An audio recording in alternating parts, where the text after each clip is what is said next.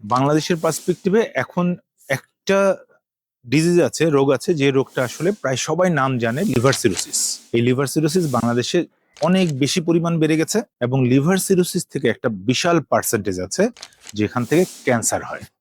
যদি বলেন যে লিভার সিরোসিসের কজ কি বা কারণ কি, লিভার সিরোসিসের মেইন কারণ হচ্ছে হেপাটাইটিস।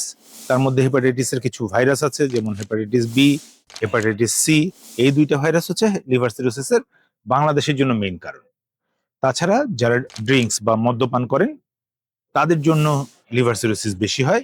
আরো একটা কারণ যেটা আসলে ডরমেন্ট, মানে লুকানো, সবাই ভাবে যে এটা থেকে কিছুই হয় না, হ্যাঁ, সেটা হচ্ছে ফ্যাটি লিভার। এই ফ্যাটি লিভার একটা গ্রেডে গিয়ে last of all liver cirrhosis হয়ে যায়। লিভার সিরোসিসে কি হয়, লিভার ড্যামেজ হয়, আর লিভার ড্যামেজের যে জায়গাটা হয় সেই জায়গাটা আস্তে আস্তে স্কারিং বা শক্ত হয়ে যায়।